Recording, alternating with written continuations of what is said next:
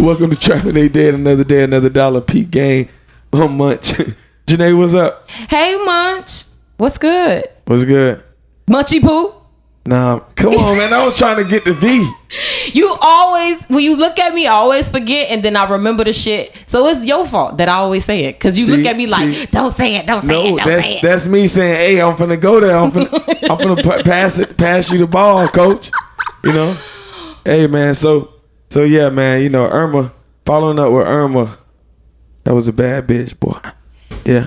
And there's a real bad bitch with us right now. Miami's baddest. No offense, Trina. Strongest woman, black woman I know.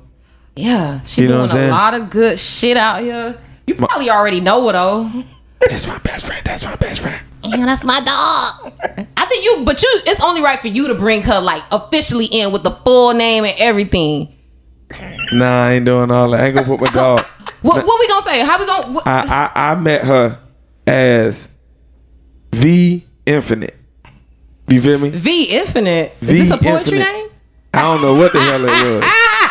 Fuck it. We got the big homie, Miami's finest, fucking Black Miami community, you know, superstar. Valencia Gunder is here with us today. I am so excited. So let me clear up V Infinite.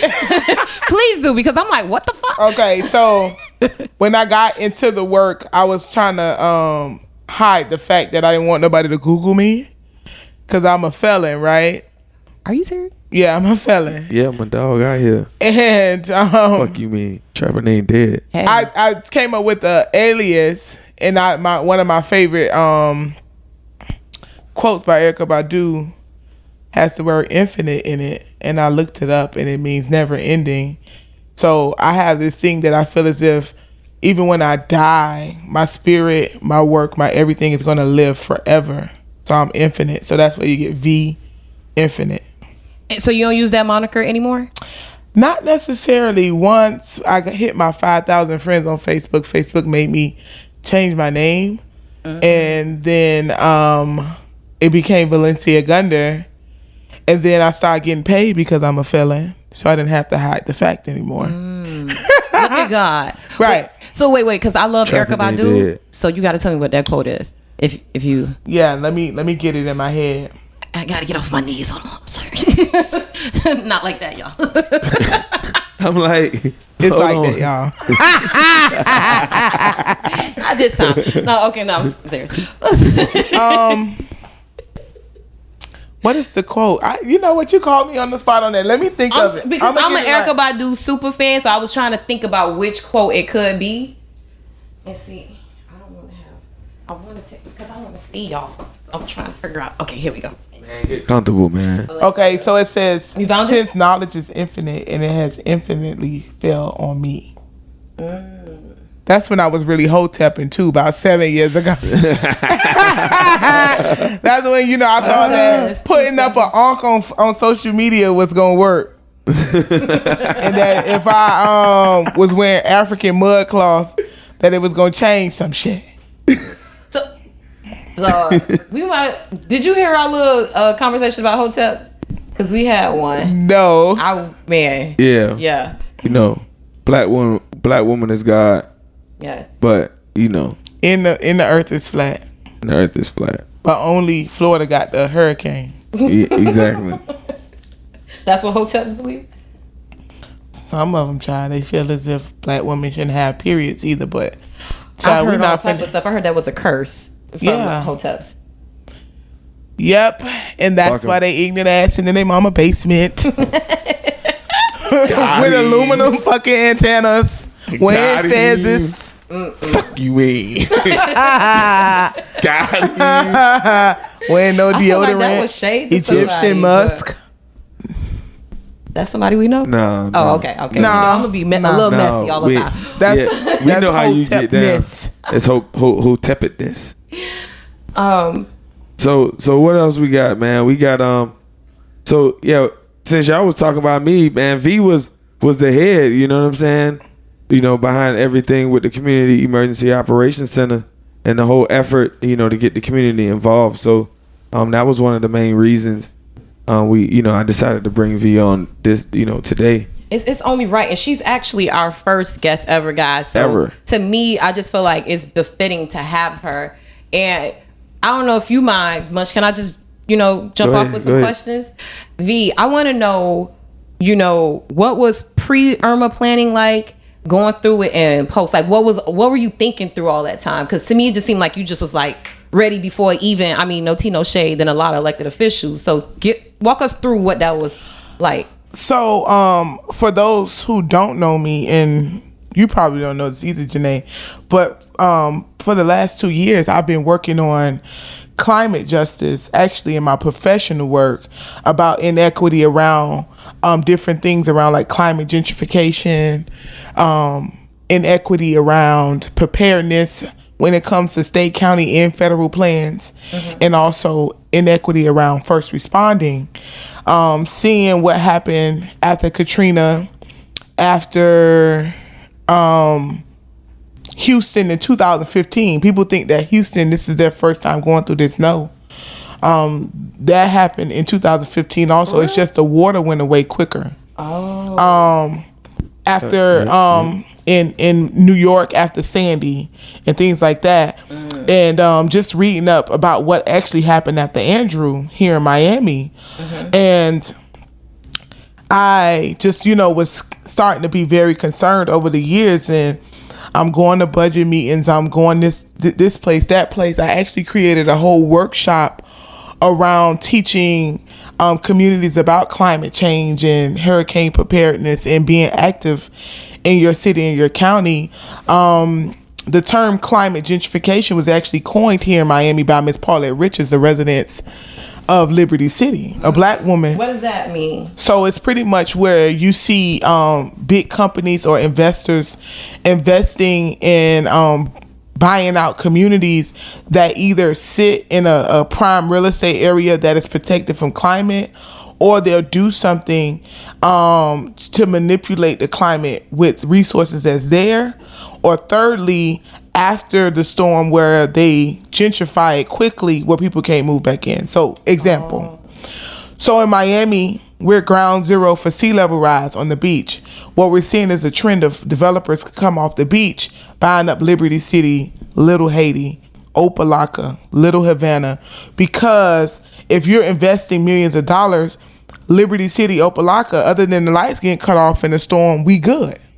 True. Right? We sit 12, 13 feet above sea level. Same shit I've been saying. And the issue is back in the day when they first started building Miami, or what we know as Miami, they wanted the black people to live away from the beach. Hence why all of our communities are like the center of Miami. Tell them, V. So that's why we talked about that the first episode. Right. So when you look at Mr. Dorsey, he owned Fisher Island. They pushed him out of there.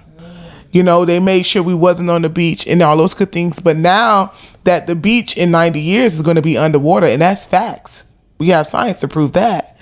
You're starting to see people buy homes in our communities, or bringing in these $1 billion investments in communities like Little Haiti. You have developers being quoted saying that they're buying up Little Haiti because it's going to be beachfront property. So that's the issue. And I have been traveling around the country identifying climate gentrification. So in Pittsburgh, for example, a lot of the poor communities sit on top of the mountains, like on top of the hill. Yeah. And they actually, the coal companies need the top of the mountains to burn the coal. So they're buying it out because that's where all their money is. So like the large light companies and things like that, or even Standing Rock, where they was going to mess up all that water to put that oil pipe in. Yep. And then we seen what happened with Katrina, where people was not able to move back into their communities after they were rebuilt. So that's all climate gentrification. When people are being pushed out of their homes because the land that they live on can survive climate issues. And the crazy, most outrageous thing is that most of our communities were put in those places because of racism, not science at the time. But now that science is a factor, it's more of a reason why they want our communities. Damn. I told you Mother Nature is a motherfucker. Right. Shit deep. Yeah, it is. You can't fuck over the universe. Right.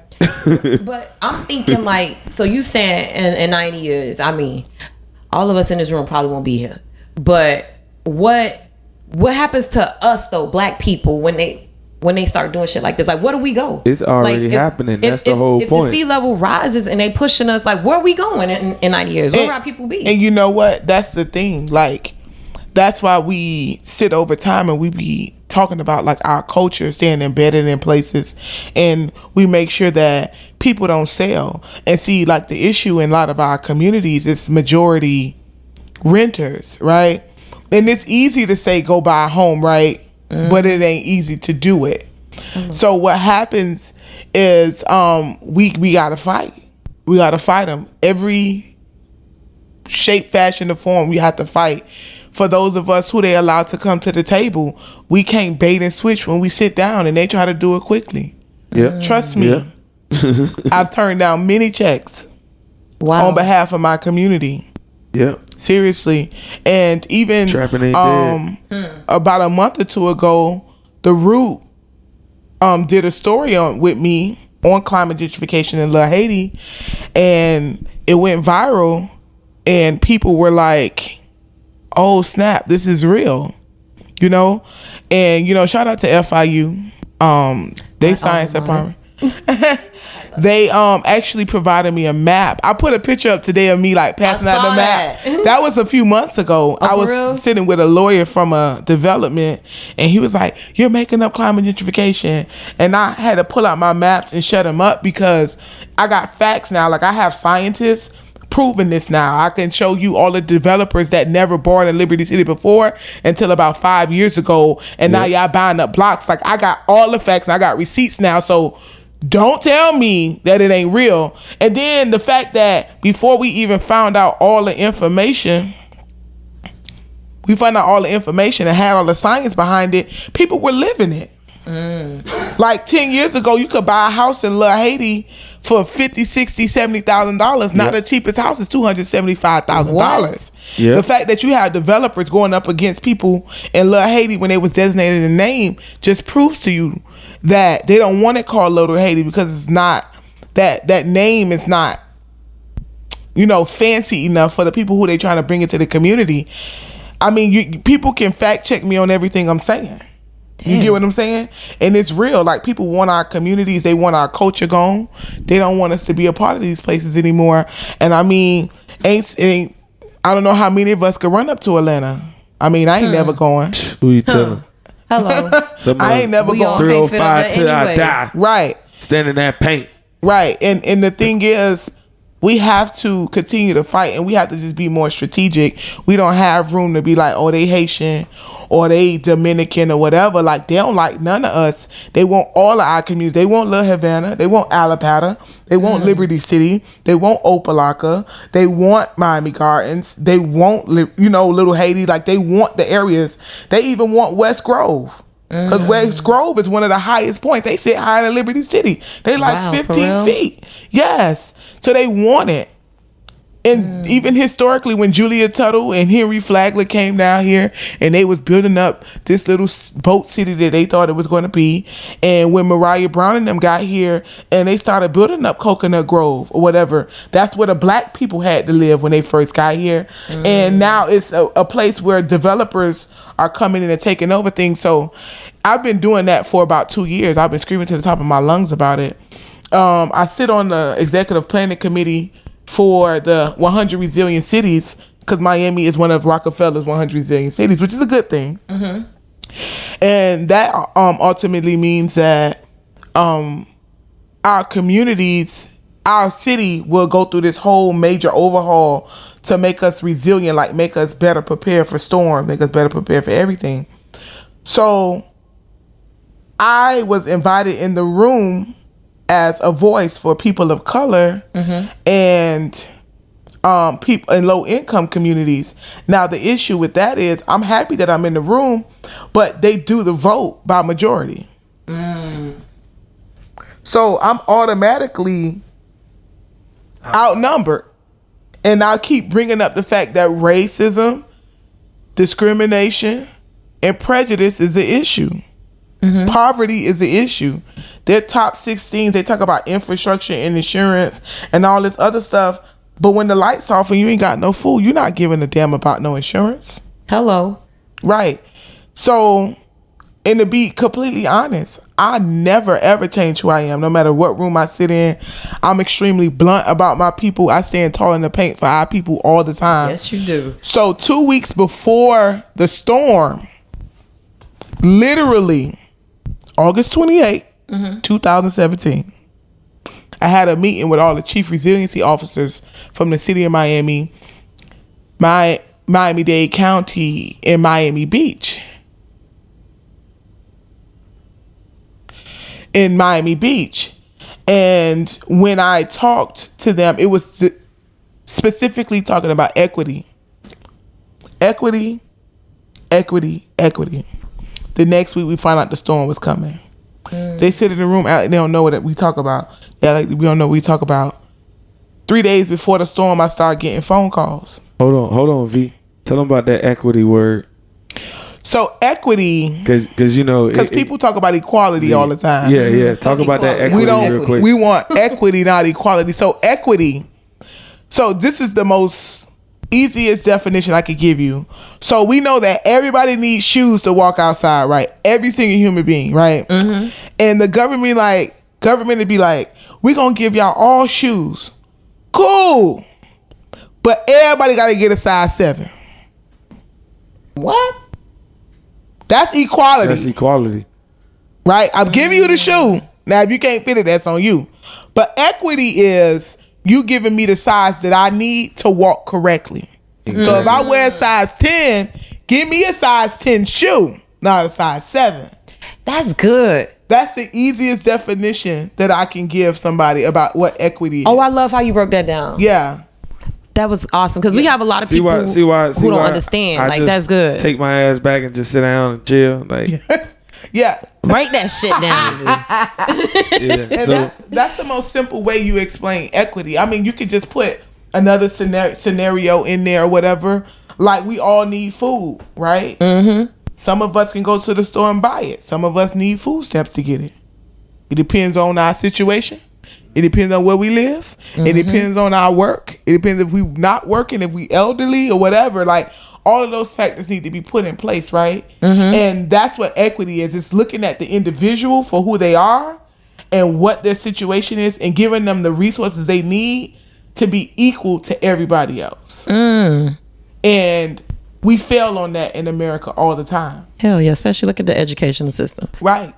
I mean, you could look at it through gender. You could look at it through race, definitely through race. You can look at it through class. You can look at it through a lot of different things, right? And that's something that I've been screaming for a long time. So when I start getting the phone calls, people were like, oh, I don't have this for the storm, I don't have that for the storm. So I immediately jumped up and I called some people that I know who work around climate issues. And I found out that none of them had no plans for a storm either. What? So all these times, even myself, I was beating myself up because I didn't have anything in place. Like, what is the protocol for when my community has to prepare for a storm? And I was going into the storm. My house was prepared, right? I live in Liberty City. I'm not planning on moving nowhere, but that's still a privilege, right? Yeah. I had an extra $200-$300 to go get everything I need for the storm. But maybe my neighbor didn't. Or the person across the street from me didn't, right? Yeah. And I'm sitting up here like all this fussing and fighting. And we know we've been saying for years the Red Cross not coming for us. The government don't care for us. And I never stopped to think like, what is it as a community leader am I going to do to make sure my community good? And I actually got real hopeless like 3 days before the storm. I'm like, V, I can't do nothing. I'm not gonna lie to you. Like, I was sitting in the community meeting and I got really, really sad because I'm like, I know for a fact it's people in all of our communities who are not prepped for the storm and they don't have the resources to do so. I don't care about no emergency food stamps. I'm gonna talk about that in a second too, because people throw shit out there or whatever. So they're a privileged home and they don't understand what it is to have to go through the situation. So what I did, I got with my friends and we just went out and we maxed out credit cards and we maxed out our bank accounts and we started helping people. So Munch, you did that? You was one of them, right? No, I saved Munch for after the storm. I'm gonna tell you how I worked him to death. But before the storm, he knew what we was doing. But before the storm, shout out to Francois, Michael Clarkson, and Bean. These three stooges stood in the paint, and we brought plywood and drills and nails. And they literally, until the government literally told us that we had a curfew and had to be in the house for the storm, they were literally out putting up shutters and plywood on people's houses for free. Oh shit! Right, we was clearing as much plywood as we could possibly find. We was buying it and putting it up, and then myself, I was helping people buy groceries and water as much as I possibly could because the stores was barely had anything in it, and I still was getting reports back that people was going into the store with a loaf of bread, one bottle of water, and that what it was. Girl, I couldn't find nothing. Right. And what I was, and then once I got to that point, I started helping people get to shelters because that's all I can do.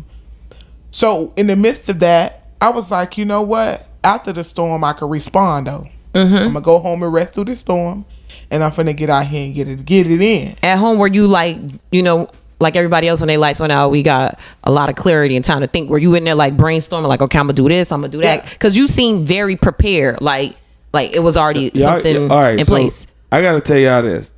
V is one of them people that she has like this if I had confidence like she do, like, bruh, we was like, we don't know, we was going all around the city looking for hot dogs after. Oh yeah. So she told us, let me tell you, she told us, look dog, we gonna get some hot dogs. And like literally, like I tell you no lie, like we went everywhere. People was like, they couldn't find it. We start calling people, go to Joe's, boom, we pop up in Joe's, clear the whole rack. You know what I'm saying? I ain't gonna lie. I went into the thing like 2 days before. I called Dr. Gibson, shout out to Ecotech Vision, and I'm like, Doc, I'm finna use your warehouse. I need to use it because I need to get supplies and I need to do all this stuff for the hurricane, right? So she like, okay, cool, V, no problem, right? No ifs, ands, or buts. So I've always had a key to the building because she trusts me to make sure her building was in place if she's not in place, right? So I'm like, okay, I got a spot, right? I didn't have no supplies coming in yet. I kid you not. I didn't know where I was going to get no drop of water. Mind you, I had already maxed out all my credit cards and everything. Oh, shit. So I'm like, I'm going to make this happen. Ain't dead, man. I'm going to make this happen. So I called Munch. And then I know people was following me on my social media, seeing all this different stuff. OB, how can we help? Boom, I got you. Monday morning, meet me here. I didn't know what the fuck we was going to do Monday morning. How we was gonna do it Monday morning. Are you serious? I'm not lying to bitch, you. I mean, sorry, y'all. Girl, I would have thought, I love her. She's a queen. But, I got a little comfortable. Sorry. Like, it was off the air. Okay. But, no, man, don't act like this ain't I don't want nobody to be like, why she calling her me? But you good. You telling me man, that you did type of shit over here, man. all this without a plan? Like, that makes that even more amazing. That was the plan. That was the plan. The plan was to just get there. Is the show face. The audacity. I was going to get out into these communities. I knew that people loved me enough to shoot me a few dollars to buy some hot dogs. I got my grill from my house. I got my charcoal from my house and my lighter from my house. And then shout out to New Florida Majority and Make the Homeless Smile. New Florida Majority was like, we'll help pay for the food, whatever you need, and Make the Homeless Smile. We had a little change in there too. So I was like, let's get it. And that's your baby, Make the Homeless Smile, right? Yes. So we went in, like Munch said, we went to Publix. We sold all their buns. We didn't sell them. We purchased them. We brought all the buns, literally every pack of buns on the shelf. I'm surprised y'all could find them. That was all up there was hot dog buns. That's all that was up there. And let me tell you a quick joke, right? I saw Roz Kev and LaHaiti. And I was like, I remember on our debrief call, y'all brought up the fact, don't be feeding people hot dogs. That's not safe and all that. We fed 20,000 people with hot dogs in a week. Okay? Yep. That was the quickest thing we could find. We could buy for cheap and we could buy a lot of them. Wait, Who said that? Ross Kev said, "Don't do it." The vegan, of course. But he laughed it off. He was like, "Nah, V, I feel you, sis. I feel you." But what we did was we patched up. Everybody just was willing to give up some money or whatever, buy water, whomever, and all that good stuff. And we got the stuff. And the first day we went out. First day, where'd you go? Liberty City in La Haiti. Mm-hmm. We did 2 communities that day, and we fed 400 people that day. Oh my God. And when the people are literally in tears when they see us pulling the grill off the truck because they hadn't ate in 2 days, was disheartening, one. And then it made me refocus my work because, one, I feed people. That's what I do. Mm-hmm. I feed them food. I feed them love. And I always feed their soul all the time. Mm-hmm. And I'm like, V, how was I not prepared for this? But I'm here now, right? Yeah. 2,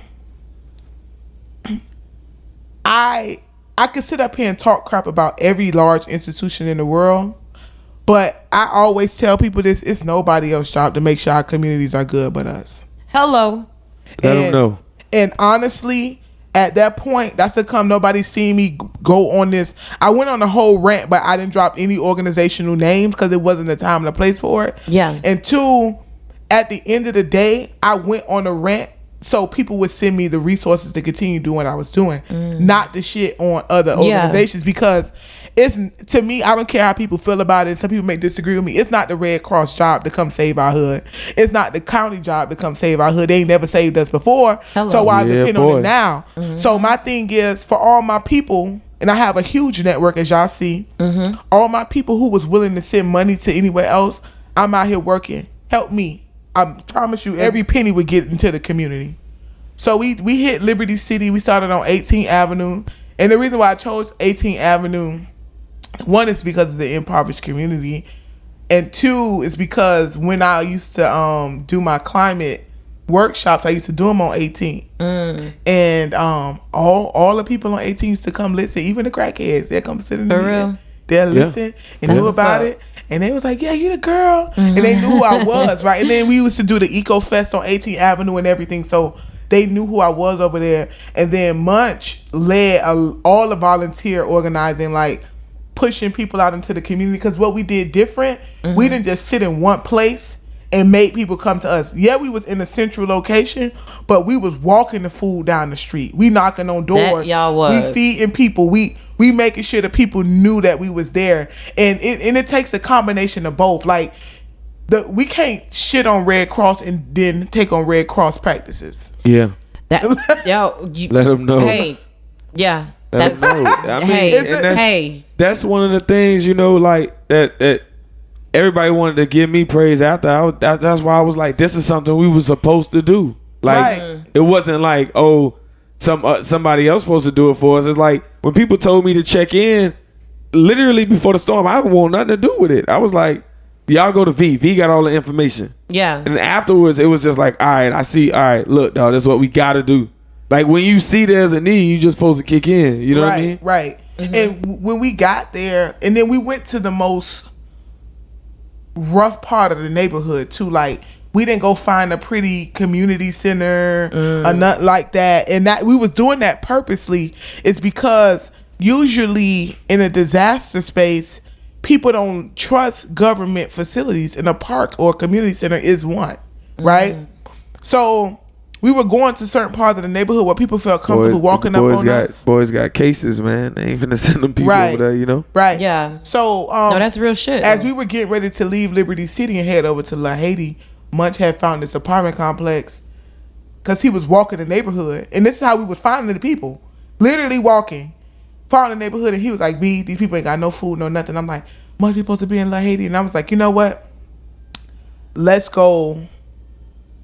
We gonna stop at this apartment complex." It took us 20 minutes to feed them. Yeah, about 20 we fed them hot dogs, chips, left them some water, whatever. Like, the kids were so happy, and that's the picture y'all saw in the South Florida Times of Munch. Like, literally, like, we was feeding out the car. Munch was standing there. We set up the table, and our little setup was so quick. It wasn't nothing fancy. You seen them when we did it Opalaka. Yeah. One table, a grill, and we had people walking with food in their hand. Like, come on, that's what it was. It wasn't. Go get it. It wasn't pretty. We didn't have all this sign up for volunteering. Like, you showed up. This is the rules. What we doing? Let's go. It was that simple. and it was extremely grassroots. It was extremely hood for the people, and that's what we did. And we fed that many people. So after we left there, we went to Little Haiti, and we did that, and then we went home for the day, and we got up and did it the next day. We went into La Havana and Overtown. Yeah. And we went, like I said, we went to the park. I learned the whole shitload of Spanish though that day. Oh yeah. Hey, I was in that shit. That's what I was gonna say. How was that I was language in there like, barrier? hola. It's no language barrier when people hungry and they in need. And let me tell you something. Some people was walking up on us. Mommy was like, raw. She wanted raw hot dog. Like, I'm hungry right now. Like, she didn't care. Like, people were walking up on us barefoot and all. Like, we black. They didn't care. Munch walking up to people doing Little Havana. They hugging him. They what's up? Like, there's no ifs, ands, or buts. Like, soon as I say comida, they was like, oh yeah. What that mean? Food. Oh, y'all know. You know what I'm saying? Me too. And then I was like, no electricidad, and that mean no power, no electricity. You good. So they was like, I told y'all I know little words, and y'all be sitting up here playing with me. Light skin. You so now, and we on Facebook Live, so now they get to see it. Yeah. But it ain't going that way, you know what I'm saying? Yeah. Out of respect. But yeah, dog, it's just like I was learning because I had like 2 translators kind of like with me, other volunteers that was with us. Right. So they knew that I knew how to speak it because I went to school at North Day Center for Modern Languages right there in Opelika. A Spanish. You know what I'm saying? So Spanish magnet. Yeah, they got the Spanish magnet. So in elementary school, from 1st to 5th grade, I came in the 3rd. I learned from 3rd to 5th. I learned straight Spanish. You know what I'm saying? So you knew the shit. So I knew. You know what I'm saying? From that time, I knew a little something. I know the little words, and then you hustle. You in the streets. You gotta get it how you live, man. And let me tell you, those even when we went into La Haiti, like. Language what? Like, we hungry. And you know how people like, oh, Haitian people don't like to eat this type of food? Them Haitians was eating them hot dogs. Them Latinos was eating them hot dogs. I got videos to prove it, too. Hello. They didn't care because they were hungry. Like, I got to see a grown man literally cry and say he hadn't ate in 2 days, they don't care. Yeah, man. Like, they were just happy that, one, somebody loved them, somebody cared enough to come check on them, and somebody cared enough to bring them something to eat. That's just what it was. Like, and then like as we went through all the communities, they was just loving it. They was just like, thank you so much. Y'all the first people we saw. Yeah. Nobody else came and checked on us yet. You're the first people we saw. As we continue to go through the communities, we bring in, and then the resources started to grow. People started seeing what we was doing on social media and stuff. Where can we send stuff? And where can we volunteer? And we started getting more and more volunteers. Yeah. And the team got huge. We started with like 10 volunteers. Yeah. And by the time we made it to Friday, we had almost 200 volunteers in the street. Damn. And we moving. I mean, black, like white, Latino, Haitian, whatever. Very like all of them was, Yeah. and it was whatever. Like, get in here.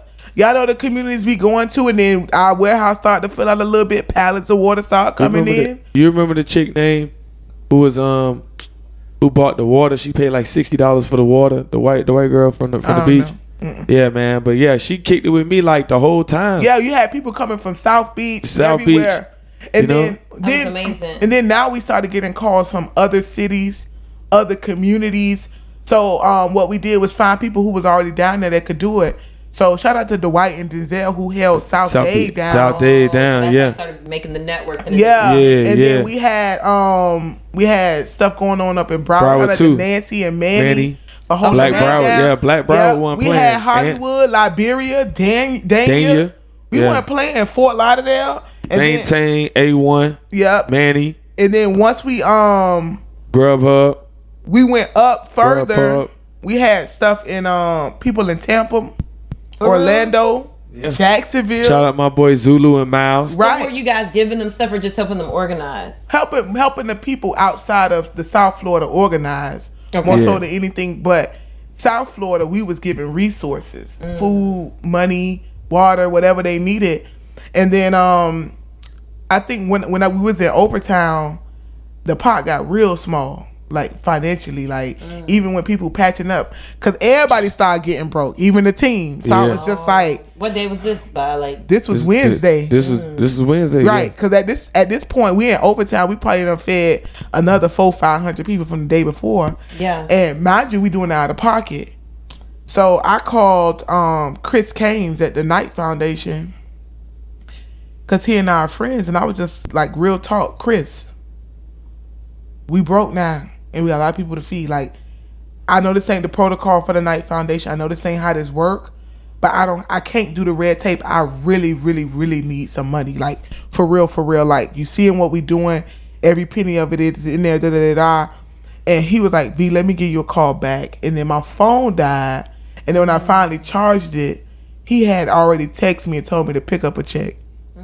So I picked that up, and my good friend, who's the branch manager at Wells Fargo, instantly cashed the whole check because she knew what she was out there with us, so she knew what we was doing.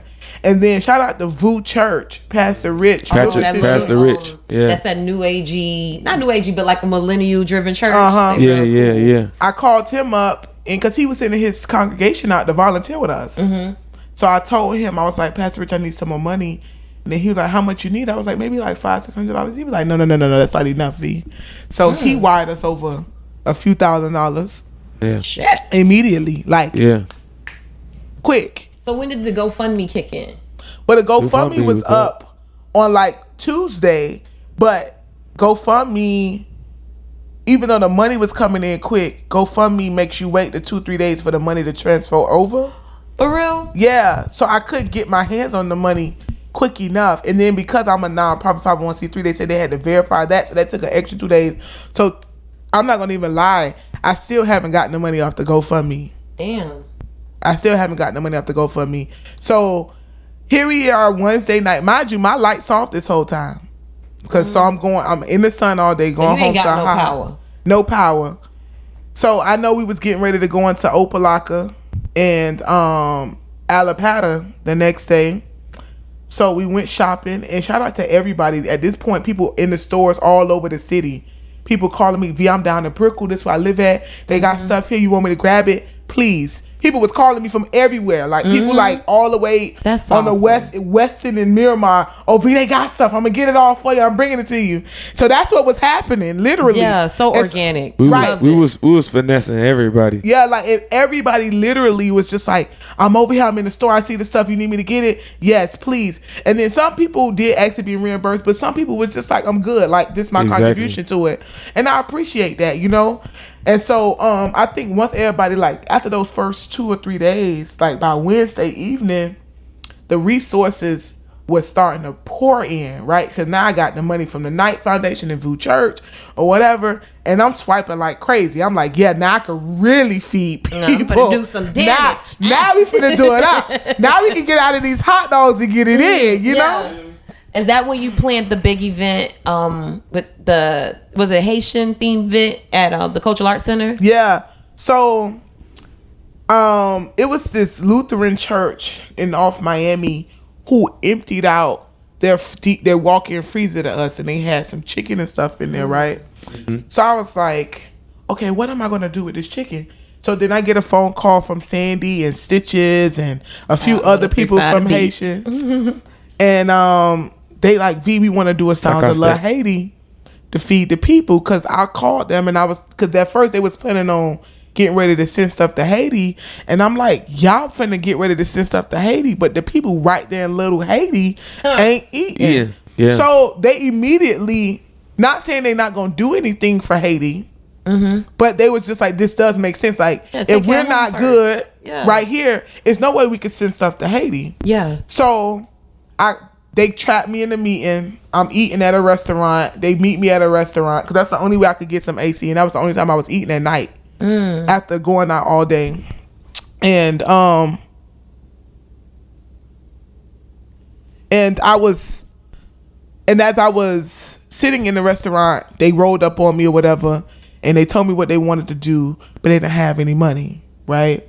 So mind you, I told you the money cleared, and I was like, this is for the community. And I was like, well, Make the Home Smile to sponsor the whole thing. Hello. And then they was like, you gonna get all the chicken, all of everything? I was like, yeah. So that happened, and I was getting calls from Opelika. So I was like, Matt, tell me anything you need. I got it. So Matt was like, you for real, V? I'm like, yeah. Talk to Chris. Talk to Zabo. Let me know what y'all need. Took Zabo a few cases of chicken.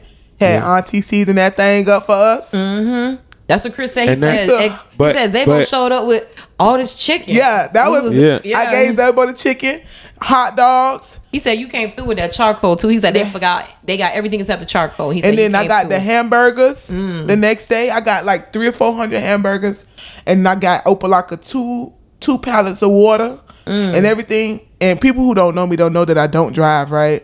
So I was like, y'all got to come to Costco and meet me. So some City of Opalaka employees showed up in their trucks. We pounded up with everything. They went. Then Sandy, all the people with Little Haiti there with their trucks, pounded all that up, and they went. So we end up buying like maybe 50, 60 cases of chicken. Yep. Wow. And we had volunteers clean it, season it, do the whole thing to it. And then so we start transitioning out of just the hot dogs to hamburgers and chicken and rice and baked beans and things like that, right? But the hot dogs was just what we could afford and get right then, right? Yeah. And That's why I ain't like the shade at the we ain't gonna feed people hot dogs. Like, bruh, this all we could get right now. What the fuck you doing? Yeah, Right. like You feel me? yeah, that was my whole thing. Like, it go back to the whole thing with And you doing this Opalaka. shit Saturday. They've been doing this shit since Monday, Yeah. Tuesday. Exactly. So to get back to the whole thing with Opalaka, it was like Zabo hit my phone, and I had put that post up about who still ain't got no lights. Check in. Majority of those people was Miami Gardens, Opalaka. So Zabo hit me up the next day, like, yo, I've been reaching out to my teachers. I mean, he a teacher at Westview. I've been reaching out to the school. The school, ain't moving. And he was like, at the same time, he was like, I've been reaching out to my students. Because remember, he a teacher. So when he did that, I was like, all right. He told me, he's like, man, we got an apartment in the Diamonds and still ain't got nothing. You know what I'm saying? There's a whole bunch of kids. Like, half my kids go stay over there. So I'm like, all right, we gonna make something happen. So me and him personally was like doing stuff here and there for them. And then going back, like Zabo, I told Zabo, like, hold the fort down in Opalaka. Like, y'all put that team together because we, at that point we had enough resources to where we can put people in different places. Like, yo, y'all take Opalaka team, and we started spreading out and building more teams going around, and then we to double up and then go to different areas. Right. So we can hit, I think one day we had like 8 or 9 locations. No, we had more than that. That's on what I'm Friday, saying. when the thing, because that was the day they did the big thing at Opalaka, and we had the big thing at Little Haiti Coach House Center. Wow. But people don't know that I had purchased all the stuff, but I didn't care. I don't put my logo on shit. Like, just feed the people. Yeah. That was my mindset, right? And That's what the fuck I be on, but they don't be understanding. yeah. And then so we, that day alone across South Florida, we was in 11 neighborhoods. That's amazing. 11 neighborhoods. And by that time, then I was getting the phone calls, from the politicians. V, we got an ice truck. Where you want us to send it? Which that was helpful. Send me a truck to Little Haiti. I need a truck in Opalaka. I need a truck here. I need a truck there. And they were showing up with the trucks. So that was very, very helpful. The Red Cross did bring us 400 cases of water. On what day? Friday. Right. And it was seemed shade. like a lot of people were showing up like 4 or Y'all 5 heard? days. Hold on, you got people on Facebook Live right now. Oh, for real? Hey, y'all. And y'all hear say it again. When did they come? Janae got to get in. Hey, y'all. Oh, They came on Friday. I'm crazy. And that was 5 days after the storm. Friday, Red Cross came through, but they came through on Friday. And the crazy thing is, the politician who actually showed up for their community the day after the storm, nobody gave him no recognition, which was Oliver Gilbert. Yeah, That's my mayor. And he actually showed Miami up. Gardens. They And are he OG. showed up with what he could, but he showed up. So, nonetheless, like I said, I'm not finna try to like bash all them or whatever, because it's some other reasons why they didn't show up till Friday too, and we're gonna talk about that later. Because that's one of my questions. So by the time everybody started doing like cookouts and all this stuff, we done fed thousands of people already. You know what I'm saying? Mm-hmm. So that day we was in those 11 communities.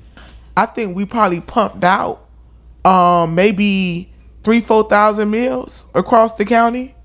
And I mean, we was moving and shaking. And Saturday we doubled that number. And then Sunday we fed the homeless. How many? 720 homeless. Wow. On Sunday. And I was, you know, as I calculated everything and then like all the stuff that we influenced across the state, we was at 20,000 people.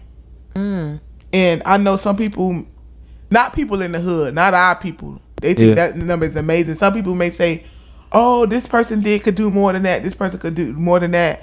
Who? Jesus? Listen. We did it. Yeah. We did it on a patch up. That was on the Unite Progress and Grow patch up, man. Like, put your bread up. Yeah, what we gonna do? Big organization, like, they could do more. This what they gotta, you know what I'm saying? Random people pulling their money together. And Steve, are you fucking kidding me? And Steve Gallen was talking about that earlier. Yeah, he shouted out you know what I'm saying? Joe Tracy last night. Yeah. He, like, every penny we got toward the Irma funds went into the Irma funds, like, into the community. That's the come when people was calling me. Like, that's the come I kept telling the people in Opelika, like, if y'all need something, tell me. Like, all this money is supposed to go into the communities. Like, it's no ifs and buts about it. Now, once it run out, it run out. But this money is for the people. So, if, like, when the people of Lil Haiti hit me up, like, this one lady asked me, she like, are you Haitian? And I'm like, no, why? And she was like, because I've never seen a person who not Haitian do something for the Haitian community. And I was like, let me tell you something. Anywhere black people live is my community. 1804. And people need to understand that 1804. We have to stop with these silos because come on now. When the shit hit us, the shit hit all of us. You know what I'm saying? All of us be struggling. Like when I went in Little Havana, like I'm not Latina, but whatever, like those people needed to eat. They deserve some food. When we went in Alapata, the same thing. I don't care. Like, I'm helping poor people survive after a storm, and that was my only mission. I didn't care about none of that stuff. You could be gay, straight, a felon, or you could have been a lawyer. You could have been whatever. If you was hungry and you needed to eat, you could eat. That's what it was. Wow. And that's what we did. That's how we ran it. It was a lot of organizations helped out. I already said New Florida Majority Make the Home Smile All Like Mines. Shout out to 103.5 to Bihh came through. And we had VU Church, Knight Foundation, Miami Foundation, Radical Partners. We had Miami Climate Alliance, Florida Immigrant Coalition. Who else helped out? I mean, it's so many. Florida Rights Restoration Coalition, Organized Now in Tampa. We had so many people step up to the plate like, V, we gonna do it over here. Tell us what we gotta do. Like, it literally was like, tell us what we gotta do. Damn. And they would do it, right? And it was just like on some community emergency response. It was just like, we have to do this for our community or whatever. Because everybody going to Key West. Because everybody was going to Key West. And they didn't see that. And we didn't have an issue here. And shout out to all the news outlets that shared our story. Yeah. Because we was getting a lot of news coverage around it, like Al Jahara, WLR Red, Miami New Times. A lot of people in the Miami Times was bringing up the equity piece around. Yeah, so we had a lot of people putting our story out there, and that's what makes me so happy because the issue is the fact that on a national level, people thought we was okay. And our communities were not, you know? And that was the whole issue around equity. Just because our houses are not underwater or they're not flattened doesn't mean we don't have issues. Can you explain that disconnect on why people may assume that or what or why we still needed the help even though it wasn't, you know? So people always play off optics, right? So what was so traumatic about Katrina was the B-roll of the houses underwater, but that was not the trauma. The trauma was the people sitting on I-10 and in the Super Bowl for days with no resources. That was the trauma. The human being, right? See, people trying to make climate look like it's an infrastructure issue when climate is a human issue. Right. Yeah, it's a human rights issue. If I'm a woman after a storm and I can't get menstrual napkins, that is a human issue. If I'm a diabetic and I can't keep my insulin cold, that is a human issue. If I'm a working class citizen and I work 40 hours a week and I don't have enough money to buy my children food after a storm, that is a human issue. And that what was going on, right? Because when Spike Lee made the movie, When the Levees Broke, people should watch it. I think we're going to screen that in Liberty City. So we could have more conversations around it. Yeah, we can do that. On Miami too. He didn't talk about the houses being underwater. He talked about women having miscarriages in the Superdome. What? Or people committing suicide because PTSD. That's what he was talking about. He was talking about the human trauma after not being responded to properly by their government after a storm in America. That's the difference. And that's what we was going through here.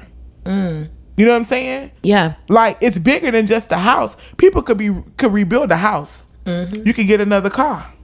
But you can't replace your life. And that's what we have to keep remembering. Like, when we talk about these issues, this is a human being issue. Human beings are going to suffer. It's hard for people to breathe in this type of heat. People who are used to living in AC have to live in the heat. Right? People who get sick. Like I saw a lot of people literally get sick. Yeah. And then nobody responding to that. People just getting their power today. Like people, like the Haitian Nurses Association, they round the community helping people with their medical needs and stuff like that. Shout out to Armin Henderson. He was riding on his scooter with his medical supplies on his back, going through the hood, helping people. Like, it was a lot of doctors that came out in the community with us, you know, on their spare time. And that's the thing, like, it's a human issue. It is bigger than just you doing this and the third. And about these emergency food stamps for everybody who on the internet. Yeah, break that down. Oh, they got emergency food stamps. Let me tell y'all something. The emergency food stamp came the day of the storm, Saturday afternoon. So let's clear that up. That's one. So, and not even everybody got them on that day, but those who did. So by that time, the stores were already empty, and we had a 4:00 curfew. So you couldn't go out and get shit with no emergency stamps. After the storm, talk about it. After the storm, no electricity, no internet. That means no card readers. Talk about where you using emergency stamps at? Talk about it. Where? All the stores was cash only for about 3 days after the storm. Trapping ain't dead. So you couldn't use the emergency stamps. Those emergency stamps should have been released the Monday before the storm. Wow. So you could stack up before. So people, they got emergency stamps, and Publix redid their shelves after the storm. So what if they couldn't swipe their card afterwards? So it was just a lot of inequity. It's a lot of different things. I didn't see no emergency response other than the police department. Shout out to the police department. The police were on it. Shout out to the police department, because they were the only government institution that showed the fuck up immediately after the storm. Why do you think that it was at a crawl almost for some of the government agencies, some of these big organizations? It seemed like they were like slow to respond. Like, what do you think that lag was about, or why it seemed like it took them some time? Like, can you shed some light on that? So when it comes to emergency response, and this is why I was saying we need to get together to manipulate the budget, manipulate the plan. Yeah, because that's what the plan is now. You know what I'm saying, right? Yep. Yeah. So right now, emergency response. Yeah, because the government tells people that they can't get to you 72 hours after the storm. So from what I understand, they tell the elected officials to wait until they do an assessment before they go out into the community. But for a person like Commissioner Keon Hardeman, with most of his district impoverished, he can't wait 72 hours. Come on. Oliver Gilbert can't wait 72 hours. Keona McGee can't wait. Matthew Pygott can't wait 72 hours. And damn for sure Audrey Edmondson can't wait 72 hours. Because she don't have no city of Miami the support. protocol needs to change. How do we do that? And that's why we have to start showing up to these commission meetings. When we have our community meetings, we have demands around them and we deliver it and things like that. And I'm more than sure our elected officials would stand in the paint for us if we came to them with things. But it's a lot of times we don't think about that, right? Because see, that plan been in place since after Wilma. The 72 hours, right? So technically, because it's in the plan, They already saying we can't get that to 72 hours. And then they don't prioritize our community as is already. So add another 72 on for us. So that's what I'm saying. So that's why. And you still got some people without light still. Right. So that's why community, like our elected officials for our district, didn't get out there immediately after the storm because it's protocol for them to wait 72 hours. Now, some of them broke that protocol. Thank you. Some of them did. Yeah. And some of them had to go and do things outside of their own resources. Like you had Matthew Pygott out there cutting down trees in his community himself. And you had people like Francis Suarez doing the same thing, helping out in the city of Miami. Keon Hardeman was moving around already through Liberty City, over town in La Haiti. You had Dr. Steve Gallen moving around. You had Dr. Dorothy matter of fact, he wrote a memo. He wrote a memo that to the superintendent about having a plan. Did we have a plan? From my understanding, and I think that was Tuesday night or something like that. When he started to kick in that. Right. I don't want to. And I mean, we jumped out there on Monday because we grassroots as fuck and we can do that. Mm-hmm. Yeah. But the fact that they had to break protocol and they probably could lose their position for breaking the protocol, but their communities can't wait 72 hours and they know that.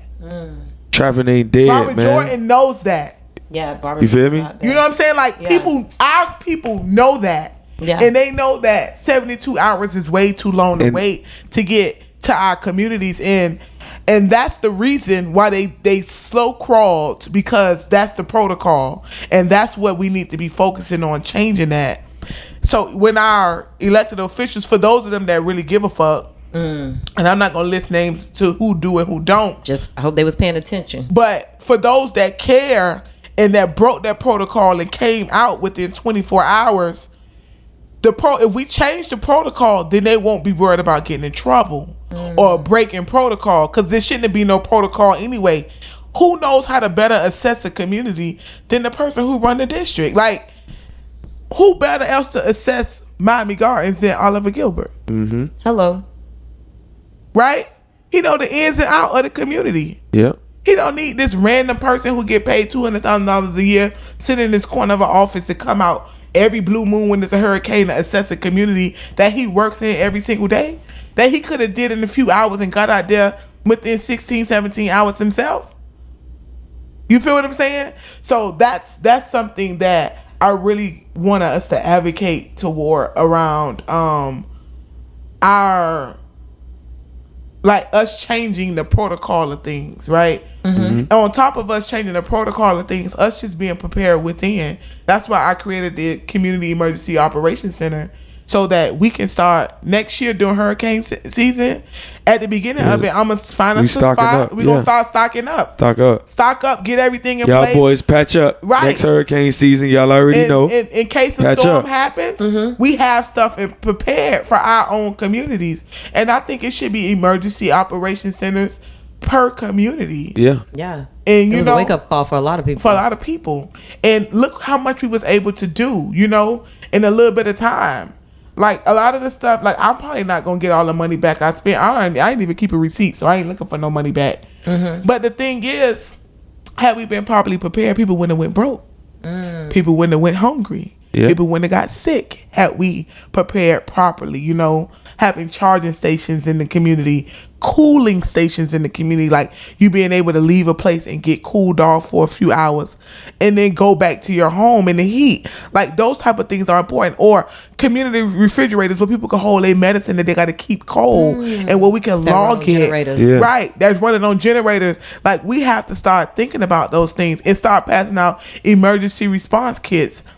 Things in there like flashlight batteries and all that stuff in the thing where people get for free in a tub or whatever, and they can take and do that and the third. Like, we have to start figuring out those things that's very important to our community that we failed on. And I'm saying we, even though I responded, our team responded, but I feel as if we should have had a better plan, right? Yeah. So I'm happy on how we responded or whatever.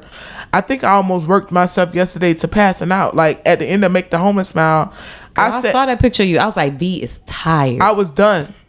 That was that. I'm tired. Like it was like I'm finished my well done, my good and faithful servant. It was one of those looks. Listen, I ain't gonna lie. People was just like, once I started noticing people was like getting back on their feet, most people lights was coming back on, and I started seeing those numbers just decrease on the the power outages, and people were like back to their regular, like y'all know, like the regular Miami vibe was coming back. Mm-hmm. Yeah. I was like, okay, I could like start winding down.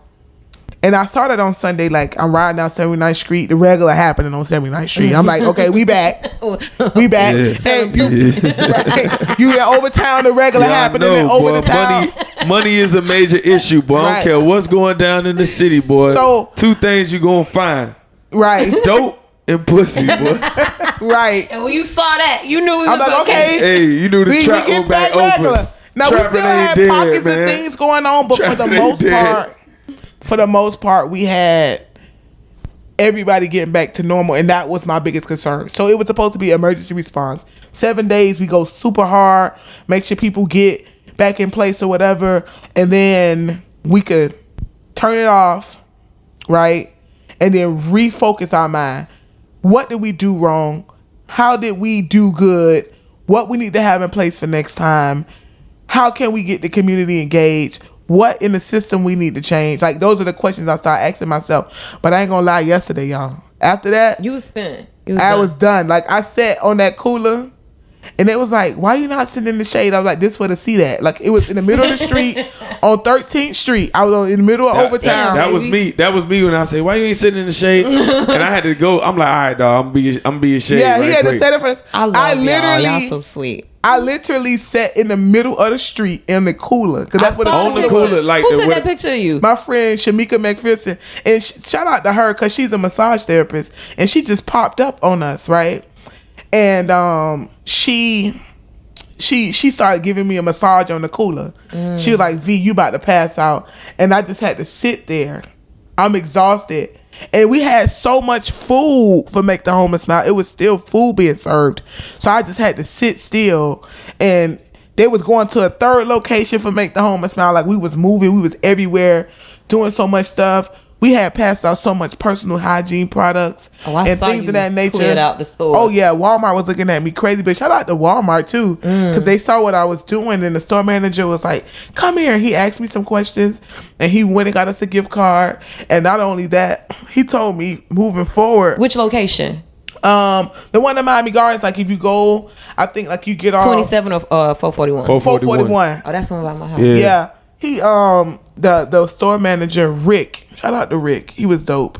He told me that he wanted to he said if Make the Home Smile comes to shop at his store, he'll make sure we good, help us get discounts and help us get some funding.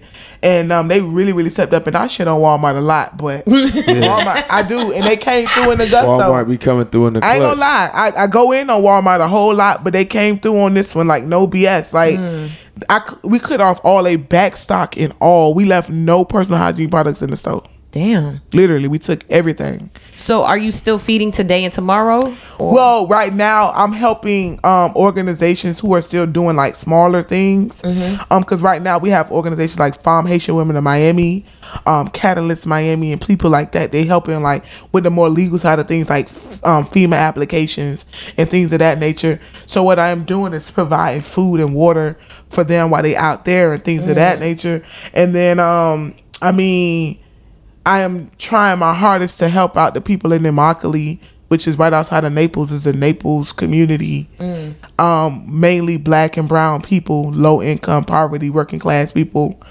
They got hit by the outer storm over there. So they on a whole nother level. So what can we do to help them? Well, donate. I'm trying to. Can we still use your link? Actually, and this is how fair I am and transparent I am. My link is coming down, and I'm going to find a link for my people in Immokalee and put that one up, because I want the funds to go directly to the place where it's needed. Miami is good now. I mean, we still got some pockets of things going on, but we got enough resources to take care of those pockets. I want the funds to go to the people who need it. And I have this motto, block first, world second. So that's why Miami was my first priority. Yeah. Now that my communities are back, getting better, I can start helping other people.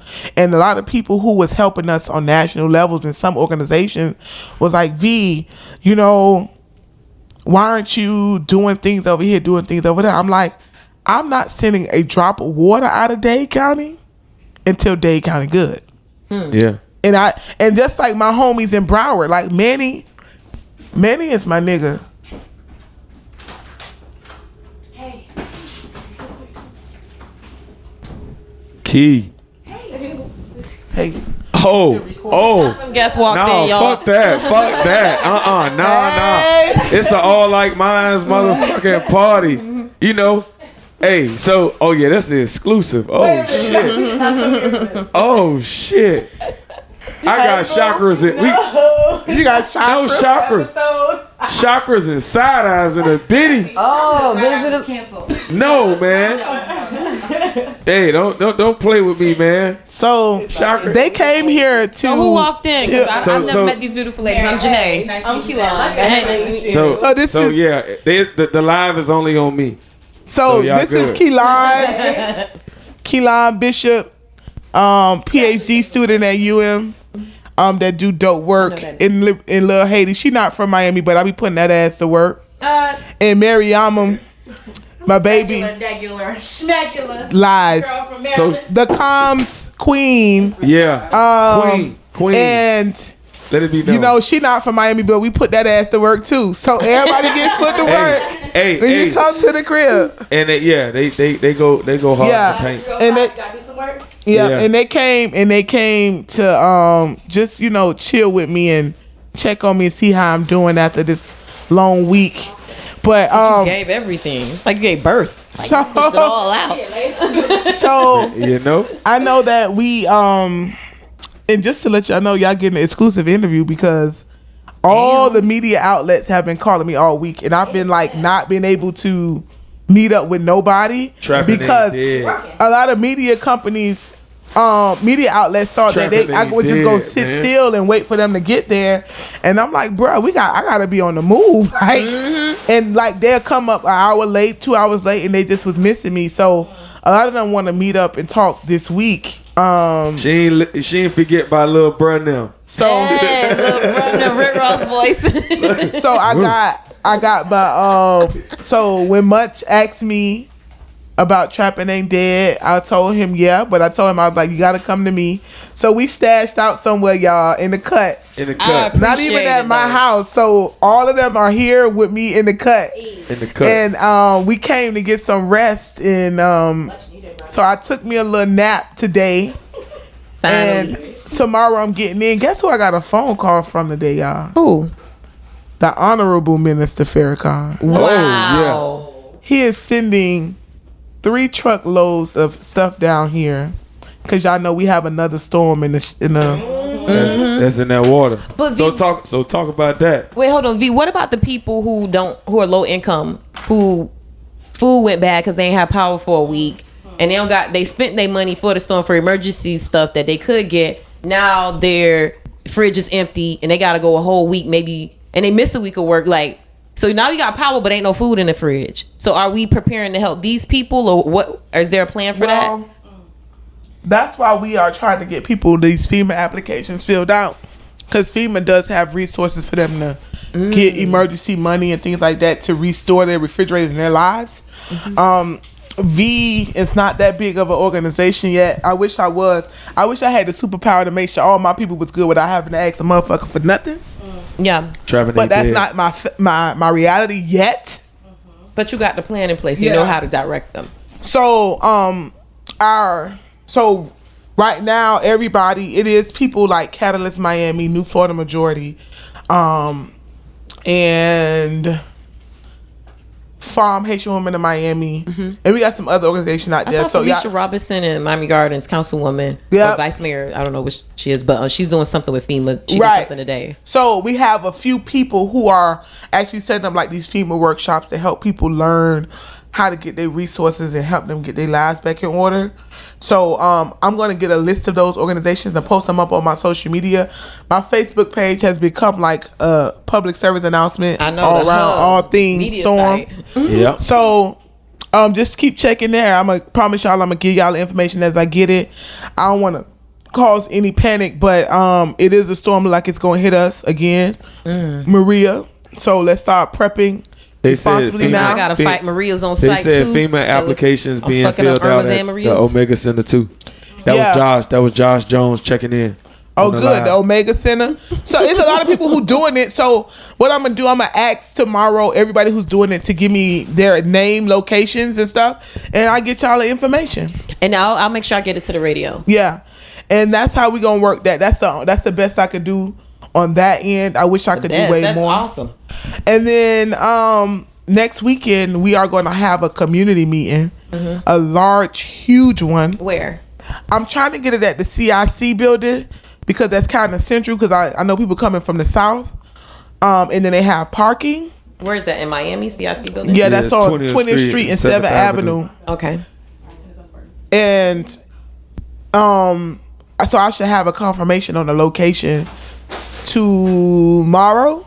And I'm going to try to have the meeting this upcoming Saturday before, because we don't know what Maria is going to do. Upcoming Saturday. So what date is that? September 20. That's the 23rd. It's 23rd. Probably going to do it around 1 or 2 o'clock in the afternoon. Okay. We need everybody to come out. Let's talk about it. Let's get prepared. We may have to patch up our money again come Maria. We never know. And God forbid that I hit our city like how Irma was supposed to. If we was in that situation without the eye hitting us, imagine what would happen. Like, we got to find out who our soldiers are, who is what, and things like that. We got our own truck companies, landscapers. Everybody named mama some landscapers, medical, whole nine. So we got to get it all together. Catch up, man. So this is going to be the Community Emergency Operations Center community meeting, the CEOC community meeting for us to discuss what we can do as a community about being more intentional about planning. And then tomorrow I do have a meeting with the Nation of Islam, and I know some people don't like the Nation of Islam, but I love them because they stand in the paint for me all the time, every time, no questions asked, anything I need. You ain't gotta agree on people's beliefs but you can still work with them, and that's why I say, I don't gotta agree with and believe everything they do, but I see the work they doing, so I'm gonna respect them always. Right. So get the bag. Right. So we're going to link up, and I'm trying to get some things in order. And just shout out to everybody who just trusted my leadership in this whole situation. I know I don't have time for fluff ever.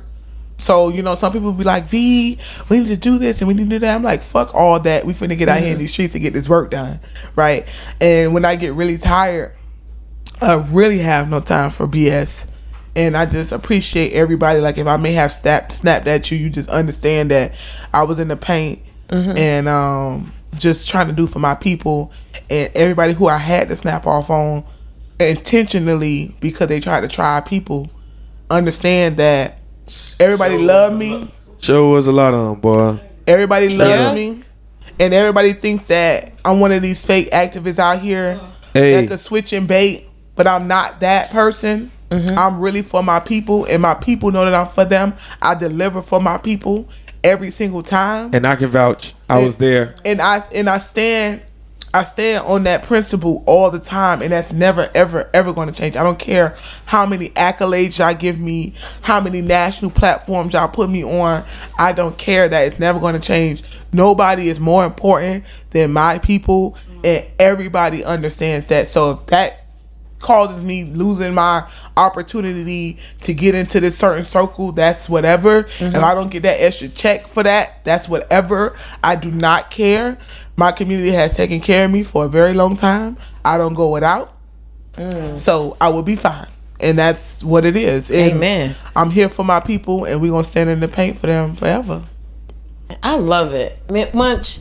Yeah. I don't even feel like I got to do the 10-word thing. I want to do the 10 words. You want to do it? Because I'm like, V don't laid it on the line. I'm I don't feel like there's anything else to say. We'll do the 10 words, and I guess we'll close it out.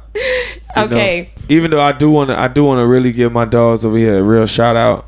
Oh, You know. I think they should bless the mic. Yeah, for real. At least just say, Nah. tell them who you Listen. are. Tell them who you Look, are and how they look. can reach you on social media. No, Can y'all do that for me? they don't even want to do that. But see, this is the thing, right? Because I low key produce this podcast for them. I'm their producer. You know what I'm saying? So, and the thing is like, So that's the podcast you always telling me about. yeah, chakras and side eyes. That's the chakra, and that's the side eye. I'm telling you, I'm geeked. like you gotta listen to it, and He's been telling me about the y'all for the universe longest. is just see what the energy of the solar eclipse brought. I See? know. Yeah, yeah, I feel it did. I do. It did bring Irma. It did. Hey, let me tell But you. it was So Mother Nature. the name of the show is Irma is a bad bitch, right? Irma is a bad this bitch. episode. So listen, Irma is a bad bitch because she sucked the nigga dry. The Bahamas, Tampa, and Naples. Irma, That much. She's a bottom bitch because she sucked the beach dry. Yeah, hey, yeah, Irma, I said that yesterday. Irma a bad bitch because she came to Miami and walked 9 miles per hour. You feel Y'all gonna me? deal with me all day Sunday. God damn it. What the fuck wrong with y'all? Fuck your. Fuck you want me to go. I ain't going nowhere till I'm ready to go. Irma a bad bitch because she pull a bitch out the root. Ooh. Yeah. Snatching about neck. All the trees was pulled out from the root. From the root. From the root. From the root, dog. I'm gonna name my daughter Irma. Irma, I told. That's what I was saying. I was like, man, Irma is that old grandmother out of Overtown that just was like, don't play with me. Go get the switch off the tree. Bring me the whole goddamn tree. Irma is the grandma say, I snatch your soul out of you. And she actually did it. Because Irma really did that. She took the soul out of Miami. What you For a say? whole fucking week. For a whole week. For a whole week, this bitch felt like a. It just felt like She it was had off. She had a nigga. She had a Remember I nigga. told you it was just Sunday when I felt like shit was getting back in place. Like it was like, okay, the regular's over here. My regular's back over there. Poppy them playing dominoes again. It started like things are starting to get back in the midst of it. Bruh, she had this bitch shut down. It was like it was a confrontation at lunch, and then they told you to meet you after school, and you knew because we had to wait for 2 days for this bitch to come. And then she started up Saturday night. She shaking sure her did. Maria said she coming to tap dance too. Oh, I already know. Oh man, Maria. Oh no. They both chasing Harvey ass across the fucking shit. I'm leaving. This sound like an I'ma send you some episode money, of though. Super. I'm gonna make sure I do my part. I can do my social media somewhere else where it's Wi-Fi. I'm gonna connect, but I'm leaving. I told somebody else, I was like, I'm evacuating next time. Bitch, And then they was like, let's see your ass. Hey, how y'all you ass ain't gonna- going no damn How well. y'all ass gonna leave? I could do the work. For my part of the revolution, I just need Wi-Fi and electricity. So you may need me to leave. Yeah, you may yeah, need me to you go right. somewhere. Speak to my soul. So that's like, yeah, chakras and side eyes. They caught all the universe before that, and they just cleared it. It was just out of here. Deuces. Oh, y'all left them? Yeah. I don't blame you, baby. I couldn't get out I of was here at a time. conference before. Sorry to Yeah. back technically. So Okay, yeah, man. So we gonna wrap. We Before gonna do we 10 go, words. 10 words. 10 words. I'm gonna throw out 10 words at V, and she's gonna tell me what's the first thing that come to mind when she hears that. It could be a phrase or a word, and that's how we gonna end out the show, y'all. So I'm gonna just go right into it. All right, Black Miami, Dope as fuck. homeless, Human. Miami-Dade mayor, Misunderstood. Don't understand. climate, Human issue. hood, The best place on the planet. Black people, The best people in the world. Irma, A bad bitch. woman, A bad bitch. peace, peace, My deepest desire. and love. I get it from everywhere. Oh, I love that. I love that. Cue the hand claps. Man, V, dog, I swear we couldn't kick this off with nobody better than you, dog. I swear to God. I'm so happy. Yeah, she was mad at me. She was ready to like. Because I'm slap like, me in nigga, my we need to shit. get a guest. Yeah. But no, timing is everything, though, much. So Yeah. I'm glad you made me hold off on it. Because it wasn't nobody else better than to kick this off. I appreciate y'all so much. Thank you for the exclusive. You know, the journalist in me jumped for joy. Yeah. And actually, I'm about to write me a little something for the Miami Times too this week. So we own it. I love it. How can people find you? How can people follow the movement? Tell us everything. All the handles. You know, I was gonna make me a fan page, but I just think I'm gonna just keep my regular Facebook page because that's where everybody come. So Valencia Gunder on my social media. My page is completely public because I don't post nothing I don't want nobody to see. So you guys can follow me on there. Instagram V. Literally, you gotta follow. Hold on, they gotta follow. Oh yeah, they cannot. No more friends list. But if they follow you, they can still see. Yeah, everything. You can share, do everything from my page. The same with Instagram, and it's VEE_Valencia, and on Twitter at IamVinfinite. Oh, you still got it there. Yeah, and I don't have any other social media handles. No Snap. No. What about Make the Homeless Smile? Like, how can they connect? With them? On Facebook it's Make the Homeless Smile Miami. On Instagram it's MTHSMIA. And you guys can see our website at mthsmile.com. And if we have to do more fundraising for Maria, you guys will see the link posted on there and on my social media. And I will let you guys know what the link is that's tied to me directly. And just know that every penny you send us, every bottle of water, every bag of chips, every hot dog, every bun, every chicken leg going to the people. It's going to the people. So just trust that we gonna do it. And this is not a one person thing. I know everybody like V high five, and I appreciate the love, but I mean, it was a lot of people who was out there with us. I'm telling y'all, 200 plus people. I work Munch to the bone. Cause Munch, people do know that that's my best friend, but people don't know that he actually does a lot of like the hands-on work. Like, I'm probably more of like the organizer, strategic person. Yeah. But when it's actually like she go to the meeting and deal with everybody. I'm supposed to be in the field. Him, my cousin Robert, like they are usually the people that's out there. Robert RGL. Like out there moving, getting the people. Like, I made the shit happen, but when we got into Liberty City, Munch walking the street, getting the people there. I mean, I was doing the grill.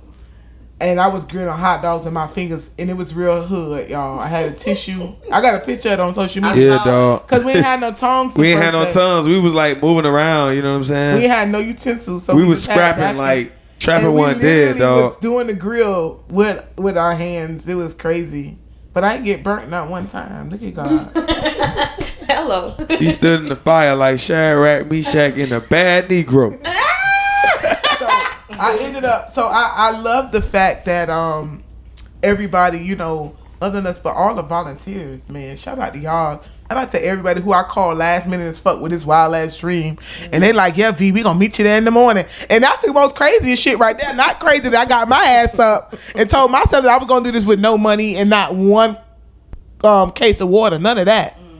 The crazy shit was the crazy motherfuckers who came and believed in me and went blindly like, yeah, we going. Nah, I literally, and this is crazy because I literally legit was like out here like, bruh, I'm in the hood like, bruh, we straight. When this shit go out, we straight. Don't worry about nothing. I get there, I'm like, okay. Empty ass warehouse. Hey, the bitch was empty as fuck. Hey, so you know me, I got on my bike. I went right back on my bike. I went through, riding through, trying to find out what was going on. I sat there for a little minute, mad at the motherfucker. But I got up after a while. And we sat there for a few hours with nothing. Then we went to the store and got it right. So it don't matter. Hey, we was doing our thing though. It was crazy. Over 20,000 people. Yep, over 20,545. And it may be more than that, but that's the number I had because I was getting numbers in every day. And that's the number I came to. My math may be off, but 20,000 plus people we was able to touch in the state of Florida by just standing the fuck up. Like, don't worry about the resources. You ain't gotta have the most money. You gotta just believe that you could do something, and you know, build your network outside of that. Like, don't think that you ain't never been out in the community and a person gonna give you thousands of dollars to do something. That don't work like that, y'all. So don't Like Let people them be know, reading those man. self-care books and be like, I'm gonna do what Bill Gates did. Bro, you don't have millionaire friends to give you $1 million to start a You feel company. me? So you He can't do what start Bill out Gates as did. Bill Gates. Right. Like you Yeah. have to Start like, where have you to at, work. man. You have to work. So, you know, Start where you the at. reason why I'm able to do these type of things because I built the network over the years and Please tell people this. and Bill I've Gates. talked to a lot of people. So when I put in a phone call like PK, I need you to put this out on the radio. It's because when PK needed V to come in the community with him, Hello. I did it. You get what I'm saying? Or Yeah, when yeah. like the Miami Times asked me to write a small op-ed to fill up their paper, I did it. So when I call them now, it's something. Or the fact that, you know, I do these like free workshops and all of this stuff and speak on people panels and everything, and people know me and love me, so I could call a nootropic, I could call Radical Partners, I could call the Knight Foundation, I could call these different people, because when they asked me to do something a while back, it was not a no, it was a yes. Put that work in. Right, I put the work in, and now, you know, it's just coming around. Like I did Tech Beats and Bikes. Tell him, And hold Michael on. Tell Hall- him you put the work in, and then at first it wasn't no check. Yeah, And it wasn't- still and it still ain't like it that. still You know what I ain't mean? no check. Tell I him it know- still hey, ain't like that, Can dog. I clear one more thing up? Yeah, go ahead, V. You got time. People think Let that this ride. Let Go the- ahead. people Talk that think shit. that I got a lot of money. Talk that shit. So Come on, dog. I don't get paid millions of dollars. Like it make the homie smile don't get paid. Like we don't get no grants or nothing. No grant. Like we don't. Like most months, like when we went in there to shop for this past Sunday, and one of my board members was with me, Trey, and Trey was like, V, we gotta look at the prices, and I'm like, it ain't no price, like let's get the stuff. And she was like, this is the first time we was ever able to do that, like just walk in the store and buy bulk shit. Usually we be like, nah, we gotta count and struggling. Like some months I'm paying for it out of pocket if we ain't got no money in the bank account. Like it's that type of party, like for real. And I know a lot of people know Make the Home and Smile, but Make the Home and Smile Miami, Atlanta, and Chattanooga, like that be out of pocket. Out of Why, you in pocket. 3 different cities? Yeah, Talk that like shit, V. like it's in like that when we special doing Peace cloth. in the Hood, you know what I'm saying? Like me and Munch, we be patching up to make that shit Yeah, happen. man. Like people be thinking that it's just, you know, whatever. Like even when we did the People Matters Festival, like PK was going to his personal money making that Hello. shit happen. Like Talk I that need shit. people to understand, Shout out to PK. like we don't have the Papa Key. big sponsors, we don't have the big grants, we don't have none of that, you know. And that's the reason why I be so vocal, because it's kind of fucked up. Because what other people do is they come to our events, take pictures, and then send it to their funders and they grants and all that shit, and that's unfair. Like it's time for They us to say get much our crazy though, cause I be we talking gotta this start shit. getting our bag. You feel me? Like if it's money out there for us to be working on hurricane preparedness in low income communities, I feel as if certain people should have that. If it's talking about tech in low income communities, like certain, I know the people who actually are doing the work and the people who claim they doing the work. And you the person who claim they doing the work got the more money. They got the person who could write the better grant. All that type of stuff. Like it's unfair. It's really, really unfair. But that's our inside outside strategy. I want everybody to go read the book, The Spook Who Sat by the Door, and understand why Valencia moves the way that she moves. Because And let her do what she do, man. I and said let me this shit do the what other I day. do. It may come off a little questionable at the front end, but no, I'm always in the paint for my people. And no, I'm always in the back checking the fuck out of her ass. Yeah, me and Munch get into it all the time. I be like, man, Munch, if you don't sit your ass down and know that I'm coming back with it, just chill.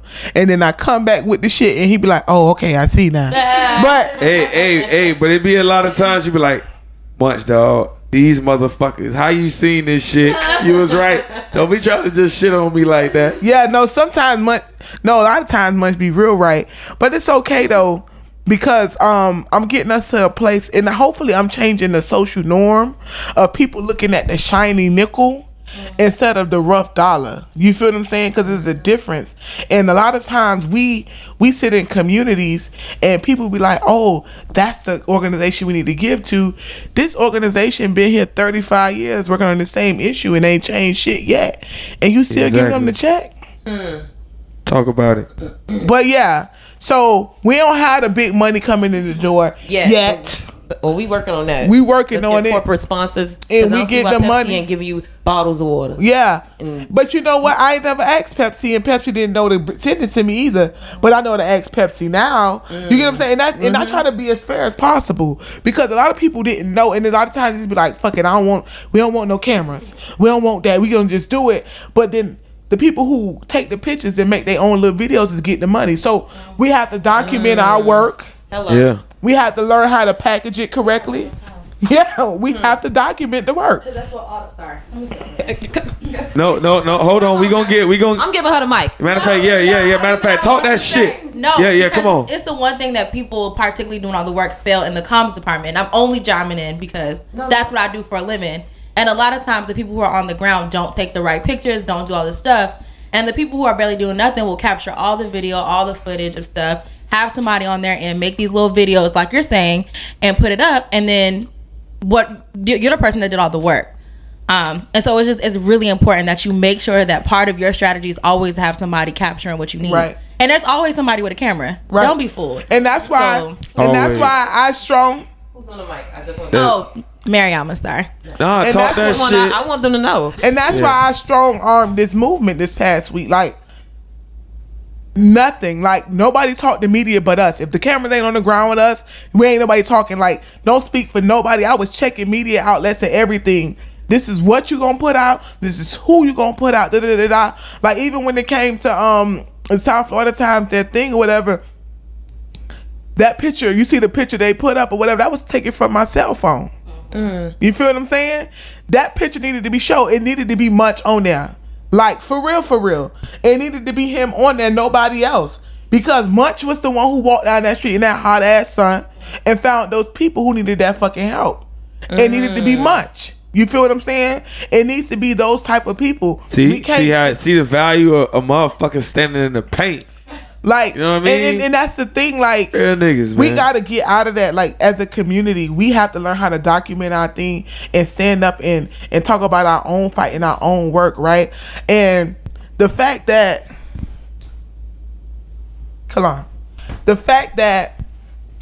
we were able to handle so much in so little time, that means we was built for it. We was preparing for it for this long time.